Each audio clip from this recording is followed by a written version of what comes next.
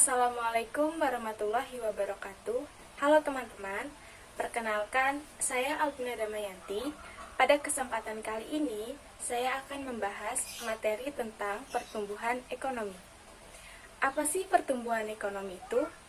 Pertumbuhan ekonomi adalah perubahan kondisi perekonomian yang terjadi di suatu negara secara berkesinambungan menuju keadaan yang lebih baik selama jangka waktu tertentu.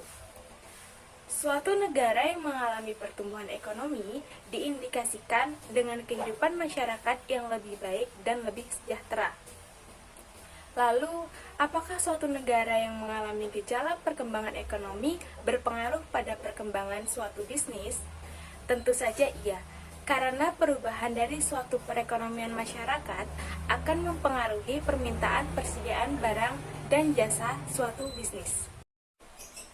Dengan kata lain juga, pertumbuhan ekonomi dapat diartikan sebagai kemampuan dari suatu perekonomian yang menunjukkan adanya peningkatan kapasitas produksi barang dan jasa dalam kurun waktu tertentu. Nah, peningkatan tadi dapat kita lihat dari 1. Bertambahnya produksi barang industri. Yang kedua, berkembangnya infrastruktur. Yang ketiga, bertambahnya jumlah sekolah. Dan yang keempat, bertambahnya sektor jasa. Oke teman-teman, selanjutnya, faktor apa saja sih yang mempengaruhi pertumbuhan ekonomi? Ada 6 faktor yang mempengaruhi pertumbuhan ekonomi. Yang pertama, sumber daya alam atau SDA. Bagi pertumbuhan ekonomi, ketersediaan sumber daya alam yang melimpah adalah suatu hal yang baik dalam menunjang pembangunan. Yang kedua, sumber daya manusia atau SDM. SDM merupakan faktor yang penting dalam pertumbuhan ekonomi. Pertumbuhan ekonomi tidak semata-mata tergantung pada jumlah SDM saja, tapi lebih menekankan kepada efisiensi mereka. Yang ketiga, teknologi. Sekarang zaman sudah semakin canggih. Teknologi pun menjelma menjadi faktor yang menentukan bagi pertumbuhan ekonomi. Dengan kehadiran teknologi, sektor industri menjadi lebih mudah untuk meningkatkan produktivitas mereka, bahkan ketika tenaga kerjanya tidak memadai. Yang keempat, infrastruktur. Infrastruktur merupakan roda penggerak pertumbuhan ekonomi.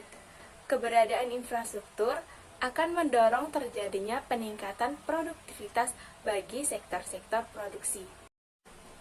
Yang kelima adalah modal.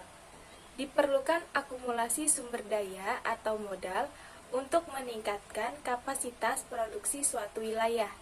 Modal manusia mempengaruhi perekonomian suatu wilayah atau negara melalui peningkatan produktivitas tenaga kerja perekonomian serta peningkatan teknologi.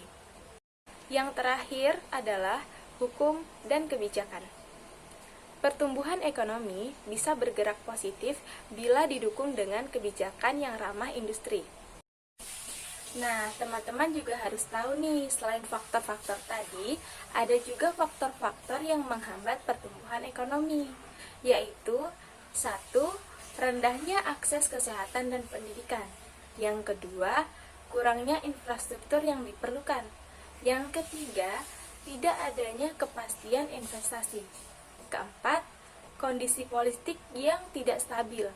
Dan yang terakhir ada korupsi. Dari beberapa faktor-faktor yang telah saya sebutkan tadi, ada satu faktor yang sangat mempengaruhi pertumbuhan ekonomi, yaitu inflasi. Teman-teman pasti sudah tidak asing lagi kan dengan kata-kata inflasi?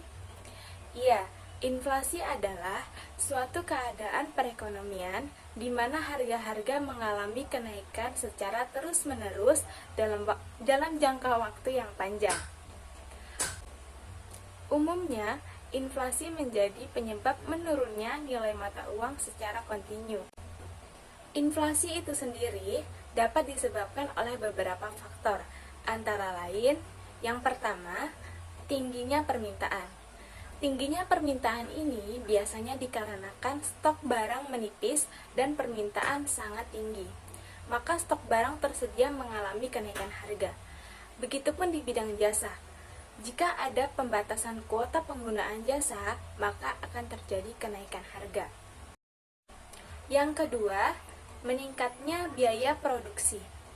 Apabila sektor produksi naik seperti bahan baku atau upah pegawai, maka produsen akan menaikkan harga supaya pendapatan keuntungan dan kegiatan produksi bisa berlanjut terus dalam jangka waktu panjang.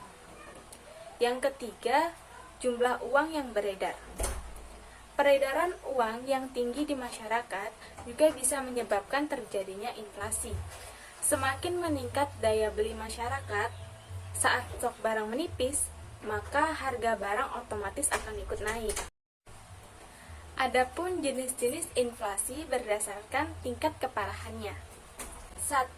Inflasi rendah, yaitu jenis inflasi yang jumlahnya kurang dari 10% per tahun. Yang kedua, inflasi menengah, yaitu jenis inflasi yang jumlahnya berkisar antara 10 sampai 30% per tahun. Yang ketiga, inflasi berat, yaitu jenis inflasi yang jumlahnya berkisar antara 30 sampai 100% per tahun. Dan yang terakhir ada hiperinflasi. Lalu, apa hubungannya antara inflasi dengan pertumbuhan ekonomi? Apakah inflasi sangat berdampak buruk terhadap pertumbuhan ekonomi? Baiklah teman-teman, saya akan mencoba untuk menjelaskan. Pada dasarnya, tidak semua inflasi berdampak negatif pada perekonomian, terutama jika terjadi inflasi ringan, yaitu inflasi di bawah 10%. Inflasi ringan ini justru dapat mendorong terjadinya pertumbuhan ekonomi. Hal ini karena inflasi mampu memberi semangat pada pengusaha untuk lebih meningkatkan produksinya. Pengusaha bersemangat memperluas produksinya karena dengan kenaikan harga yang terjadi, para pengusaha mendapatkan lebih banyak keuntungan. Jika tadi inflasi rendah dapat memberikan dampak positif bagi pengusaha dalam pertumbuhan ekonomi, lalu bagaimana jika terjadi inflasi tinggi atau hiperinflasi? Jika terjadi hiperinflasi, maka dapat memicu produsen untuk menimbun faktor produksi atau barang yang dibutuhkan, sehingga harga-harga barang akan mengalami kenaikan secara pesat dan tidak terkendali. Hal ini akan berdampak pada jumlah tabungan di bank yang akan mengalami penurunan dari sisi nilai. Selain itu, uang tunai bisa jadi menjadi tak memiliki nilai karena uang kian berkurang daya belinya. Inflasi tinggi atau hiperinflasi ini apabila tidak terkendali bisa menghambat pertumbuhan ekonomi dan juga bisa menimbulkan kecemburuan sosial, kerusuhan, atau bahkan krisis keuangan seperti yang terjadi pada tahun 1998. Jadi teman-teman, antara inflasi dan pertumbuhan ekonomi tentu saja memiliki hubungan. Dapat dikatakan memiliki hubungan karena inflasi bisa berpengaruh negatif dan signifikan terhadap pertumbuhan ekonomi di suatu negara. Jika terjadi inflasi yang sangat tinggi, maka dapat menghambat pertumbuhan ekonomi, dan sebaliknya. Jika terjadi inflasi yang rendah, maka dapat memicu laju pertumbuhan ekonomi di suatu negara. Kesimpulan pada pembahasan kita kali ini adalah kesuksesan suatu negara dilihat dari pertumbuhan ekonominya, sementara kesuksesan pemerintah suatu negara dilihat dari kemampuannya dalam meningkatkan pertumbuhan ekonomi negaranya. Pertumbuhan ekonomi ini penting untuk diperhatikan, bahkan untuk terus ditingkatkan. Karena hal ini menjadi indikator keberhasilan kinerja pemerintah dan jajarannya dalam menciptakan kehidupan yang lebih baik dan sejahtera bagi rakyatnya. Oleh sebab itu, setiap negara senantiasa harus berusaha dalam mempertahankan peningkatan pertumbuhan ekonominya dengan memperhatikan faktor-faktor yang dapat mendorong laju pertumbuhan ekonomi agar mencapai pada titik optimal atau bahkan maksimal. Baiklah teman-teman, Sekian pembahasan materi tentang pertumbuhan ekonomi dari saya. Semoga dapat bermanfaat bagi kita semua. Mohon maaf apabila ada kesalahan. Saya akhiri. Wassalamualaikum warahmatullahi wabarakatuh.